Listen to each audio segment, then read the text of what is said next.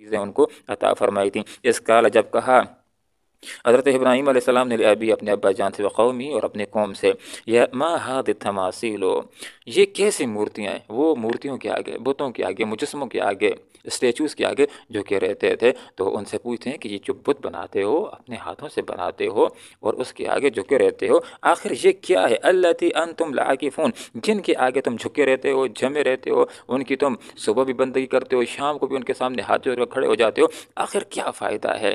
تمہیں کیا مل جاتا ہے؟ اس کا تمہیں کیا اثر ملتا ہے؟ تمہیں کیا اس کا فائدہ حاصل ہوتا ہے؟ تو بات تو ایسی، حضرت ابراہیم علیہ السلام کی ایسی بات تھی کہ کوئی نہ کوئی جواب تو ان کو دینا ہے، کوئی جواب نہیں تھا سوائے ایک جواب کے، اور جو درست جواب نہیں ہے۔ جواب کیا تھا ان کے پاس؟ اس جواب کے علاوہ کوئی جواب نہیں تھا، اور وہ جواب کیا کہ بس ایسا کرتے ہم نے اپنے باپ دادوں کو پایا ہے، اور باپ دادا جو کام کرتے رہے، یقیناً یہ بات ضروری تو نہیں کہ جو کام بھی انہوں نے کیا سارے کے سارے کام درست ہیں، کوئی صحیح بھی ہو سکتے ہیں، کوئی غلط بھی ہو سکتے ہیں، اور یہ والا کام سراسر غلط ہے کہ باپ دادا بتوں کے آگے جھکا کرتے تھے تو تم نے بھی جھکنا شروع کر دیا، تو یہ کوئی حق ہونے کی دلیل نہیں ہے۔ تو یہاں پر فرمایا ما قال، انہوں نے کیا کہا؟ وجدنا آبا، ہم نے پایا اپنے آبا و اجداد کو لاحظ کے ان کے آگے عابدین، جھکتے ہوئے، ان کی بندگی کرتے ہوئے۔ اب دیکھیں اس کے بعد آیت نمبر 54 ہمیں ایک بہت بڑا سبق دیتی ہے، اور وہ یہ کہ ہم میں سے بعض لوگ چپ ہو جاتے ہیں کہ وہاں پر میں نے یہ بات اس لیے نہیں کی کہ کہیں وہ خفا نہ ہو جائے، وہ ناراض نہ ہو جائے۔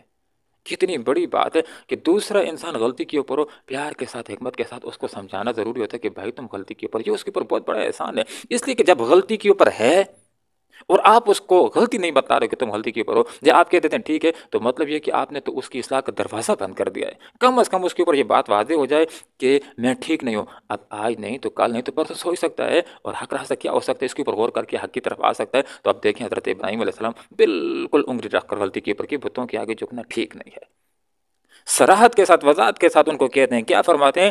کہتے ہیں کہ لقد کنتم، یقینا تم ہو، انتم تم و آباؤکم، اور تمہارے آبا و اجداد فی ضلال مبین، کھلی گمراہی میں۔ یہ اللہ کو چھوڑ کر مورتیوں کے آگے جھکنا کھلی گمراہی، بالکل ان کے اوپر مسئلہ واضح کر دیا کہ ٹھیک نہیں ہو، اپنے آپ کو ٹھیک کہتے تو تمہاری مرضی ہے، لیکن غلطی کے اوپر ہو۔ اب ظاہر ان کے اوپر غلطی واضح کر دی تو سوچیں گے تو ضرور، اور سوچنا حق بھی بنتا ہے، تو یہاں پر یہ بات فرما دی۔ اب جن لوگوں کا جو عقیدہ ہوتا ہے کہ عقیدہ ان کو کہتا نا اچھا لگتا ہے، اب حضرت ابراہیم علیہ السلام سے کیا کہہ رہے ہیں کہ اے حضرت ابراہیم علیہ السلام، یہ بات تم سنجیدہ کہہ رہے ہو یا ہمارے ساتھ مذاق کر رہے ہو؟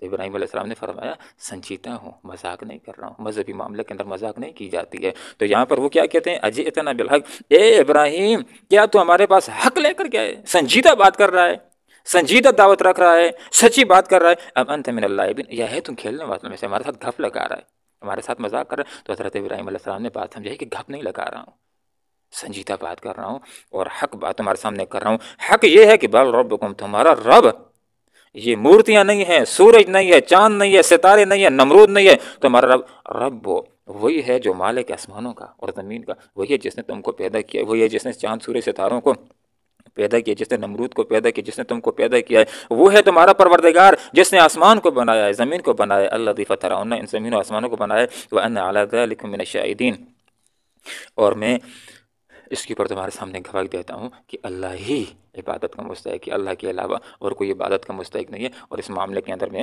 بہت سنجیدہ ہوں۔ تو وتھل